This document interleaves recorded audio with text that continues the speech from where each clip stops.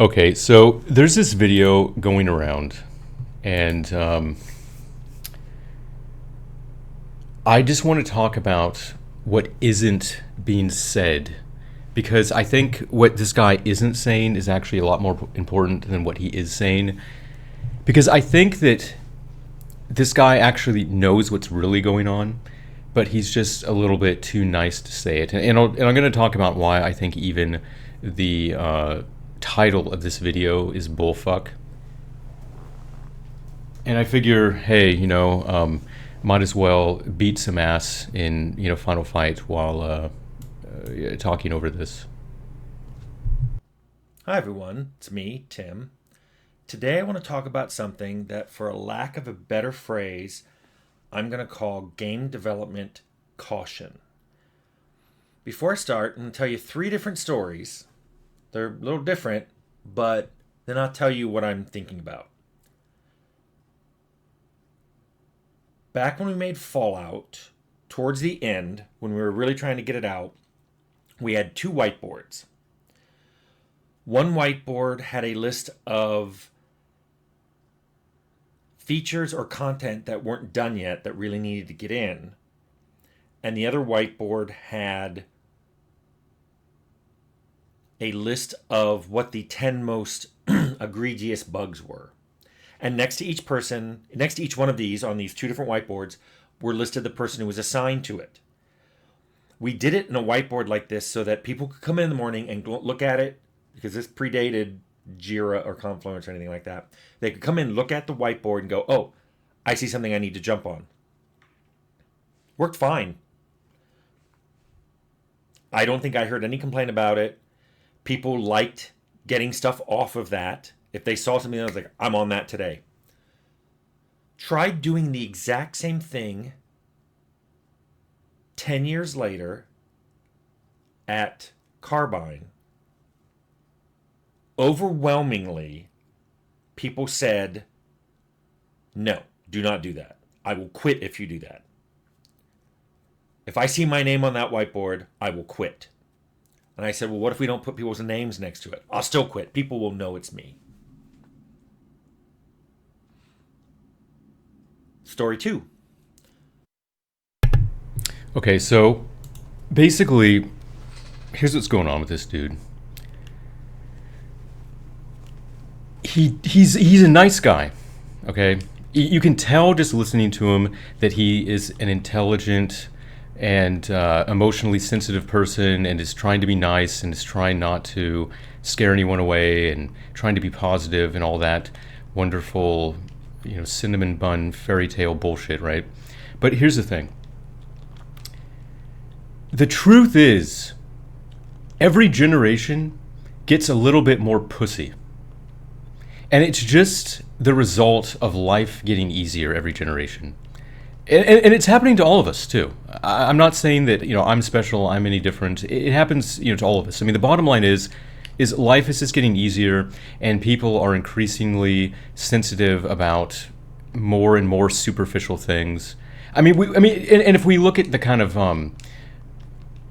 like long term, amazing change that's happened. I mean, as humans, we've gone from literally worrying about whether or not we were going to live or die, the next day, to having existential crises about whether or not we're going to get a 1,000 hertz monitor before we die. Okay, I mean, the bottom line is life is pretty good if if you live in a rich country, and we're all pretty much spoiled brats.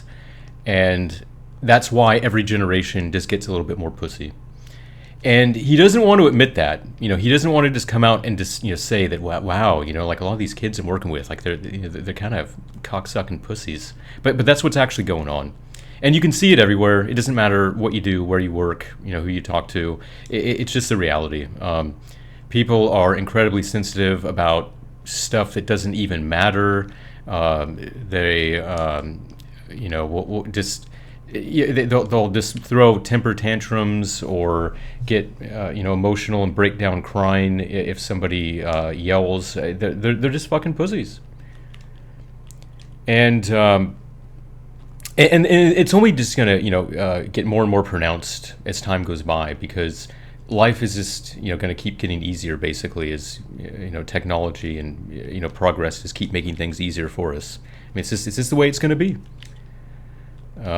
So it's just, I mean, and like I said, he's too nice of a guy to just come right out and say that. But that really is what's going on with a lot of that stuff. And so, and there's other examples too. I mean, he talks about kind of similar things, and they basically boil down to things like, people don't want to commit to taking on extra work that they may or may not be able to finish in a certain amount of time, and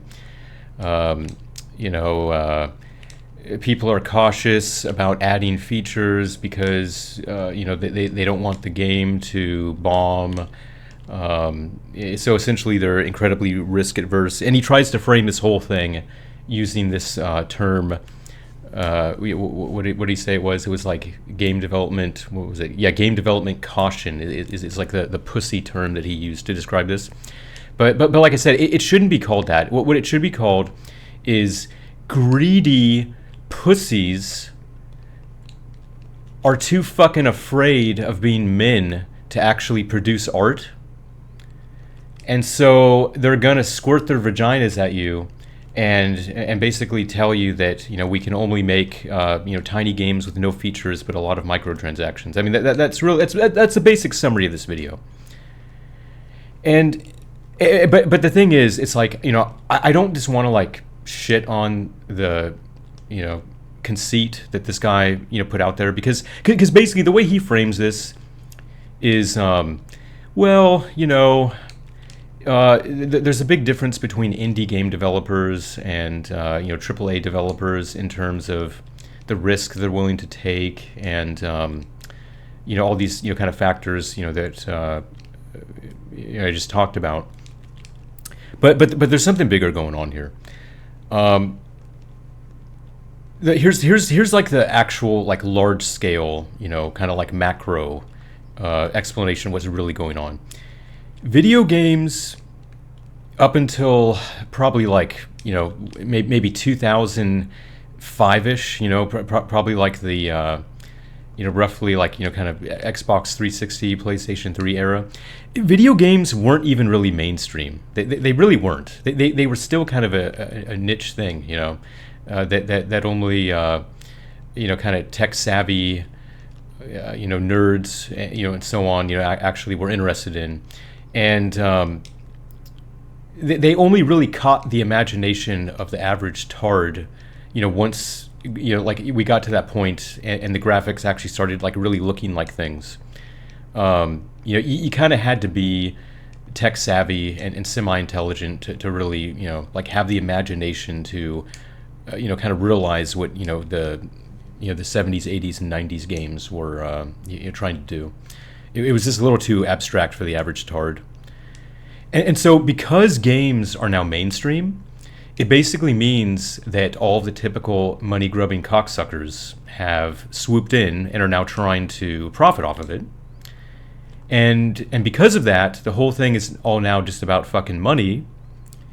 And because it's all about money, for the most part, like real artists, have kind of washed their hands of it. And so all you have left essentially is people who are only doing it for money, and that's why you get the products that you get. And what makes it even worse, and this is what he didn't even go into, which is kind of why I think that his video ultimately was pretty worthless, and he wasn't really talking about the truth of what was going on here. So he was basically lamenting the fact that game developers, in his experience lately, aren't as passionate as they used to be. They're not as into it as they used to be at these big companies and everything. And so because they're not passionate, they're kind of hesitant about taking on more work and doing all of this stuff, and they tend to be lazy and everything. Okay, well, so here's the reality. People should have that attitude at big companies, and I'll tell you why. They don't pay shit. They don't pay jack shit. they don't pay you enough to be passionate about that stuff. You see that's what's actually going on, and what he didn't even bring up because he doesn't even fucking get it. They don't pay enough. The reason that John Carmack worked 16 hours a day was because he owned the fucking company, and if the game was huge, it was basically going to make him super rich. You see how that fucking works, asshole? Like if making a game is literally going to make you rich, you're probably gonna tend to be a little bit more passionate about it and work a little harder on it. But if you're employee number 8,204, whose job is to work on Machine Gun 5 for Call of Duty 58, yeah, you're probably not going to be as passionate, are you? And you're probably going to be a little bit hesitant about taking on extra work that you didn't get a heads up on. So I think that he's being, kind of naive, blaming, these trash developers, for not being passionate, because why would they be passionate? And the truth is, expanding on like the money issue, because see, the game industry doesn't really pay jack shit, right? But game development is kind of a skilled profession still. And so what happens is, because the people doing it are largely just doing it for money at that level, if you're only doing something for money and the company doesn't pay you that much, that probably means that you're not that good at your job and actually can't really command that much compensation for your services. And so it all kind of figures that games fucking blow, and most of the people working on them are fucking incompetent, right? Because like I said, why else would they fucking be there? I mean, like if I mean, like you think going back to the id Software example, you think John Carmack is going to be happy being programmer 875 who makes the rocket launchers for Call of Duty? No, he's probably not going to be happy with that. So that's what's going on there. Yeah, and the other thing too, that he didn't talk about at all. And I guess you get canceled for talking about it, which is probably why he's too pussy himself to really talk about it. But a lot of this has to do with gender.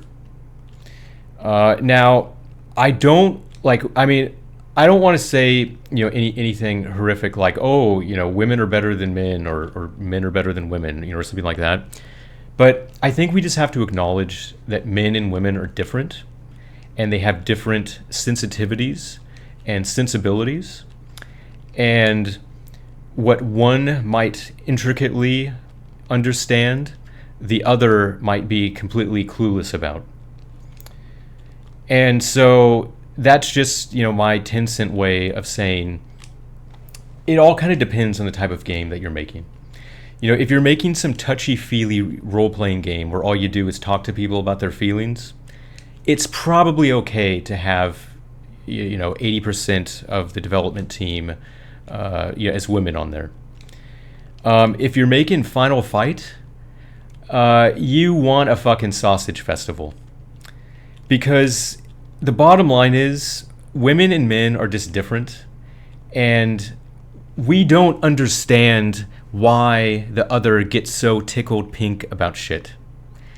Like, you can get any biological woman, and of course I have to say biological woman. You can dredge up any biological woman, and you can explain to her why you love juggling Gorber in Final Fight, and why that tickles you fucking pink, and how hilarious it is.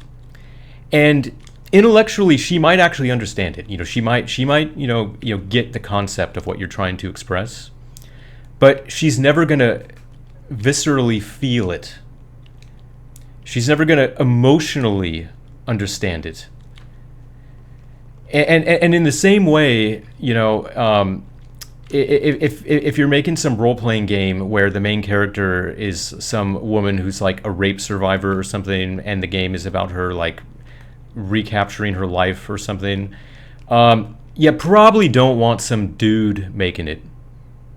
You see how that works? Like gender kind of matters. The audience matters, the subject matter matters, and so that's one of the problems that the game industry has right now. At least the Western game development is you have 20-year-old blue-haired girls working on Doom.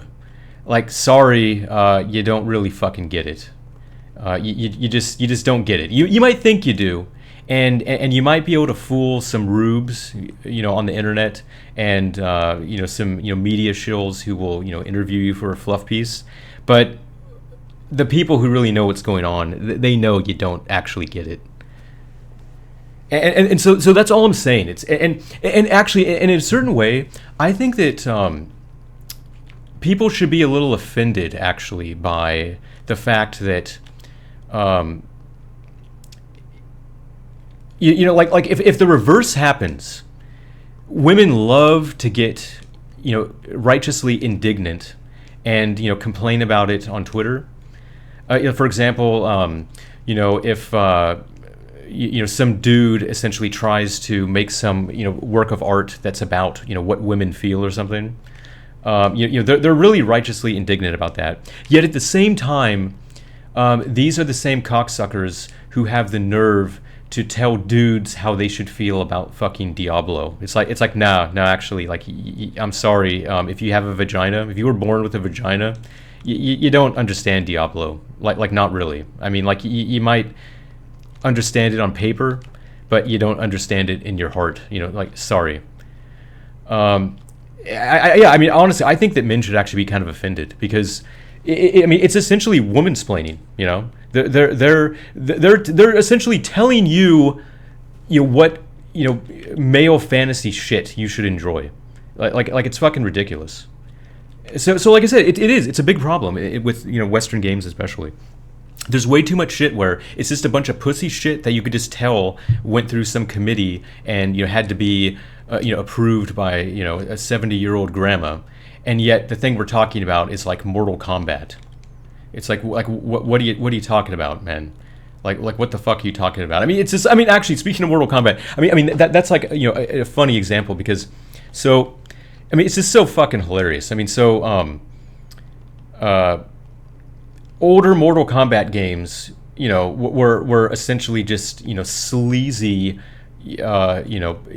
pornography in terms of both sex and violence. Where it was just give us some cleavage, give us some blood, give us some dismemberment, and then they pussied out and said, oh hey, like, we don't want to be seen as regressive and sexist and all that, and the women on our teams are kind of giving us looks like we're a bunch of creepy sex perverts. So let's redesign all the women in Mortal Kombat so that they look like they're androgynous and aren't bigger than an A cup. But the truth is, that isn't the audience for Mortal Kombat. Okay, like, it's a fucking Mortal Kombat game. It should have blood and big boobs. Like, that's what the fucking game is. It's like I mean, you can't fucking see that. It's for fucking teenage boys. That's what it's fucking for, you idiots.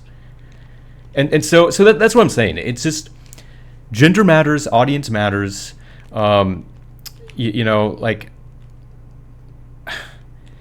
and like I said, everybody's so concerned with they don't want to be sexist. They don't want to be any of these horrible things, that they're just afraid to just point out the truth. I mean look.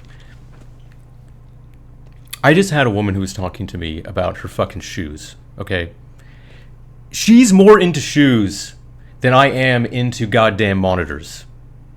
Like I said, I can't understand it. I'm never gonna understand it. I mean, I can superficially, intellectually, on paper, understand it, but I don't get it. I don't feel it in my heart. And by the same token, she is never gonna fucking get Final Fight. You see, it's just, there's a fucking gender difference, man. And I know we all like to pretend that we're all like fucking identical, but we're not. So like I said, it's a big fucking problem. I mean, so in other words, what I'm saying is, a lot of games should probably be made at sausage factories. And a lot of other games should probably mostly be made by women, depending on what the fucking game is. It depends on what the fucking game is, okay? It's context goddamn sensitive. And I'm so sick of people pretending that it isn't, I mean, like really, like I'm sorry, but like I don't want a bunch of girls making a Doom game. Like you don't get it. You don't fucking understand why people like it. Like it isn't. It's not made for you. It's not for you. Okay, so now let me further expand though on like the passion aspect and something else that's going on too. It's kind of widely recognized right now that in the past few years, Japan has kind of been kicking the Western world's ass in terms of video game output. And I think a lot of that is just the fact that those companies are still largely sausage factories. And those companies still, like in Japan, they still kind of have that culture of, being the samurai, who's, serving your lord and, giving it all to the company and all that kind of shit. And so, you still have people sleeping under their desks and working overtime and, killing themselves, to make a game great. And that's, your From Softwares or, whoever else, still actually making the real fucking video games. But that's kind of, it doesn't exist in the Western world because in the Western world, it seems like we don't have that culture of basically being, the sacrificial lamb for the company. So because of that, like I said, it doesn't make sense. Like the guy in this video is saying, oh, it's such a shame that more game developers aren't passionate. Well, like, why the fuck should they be passionate?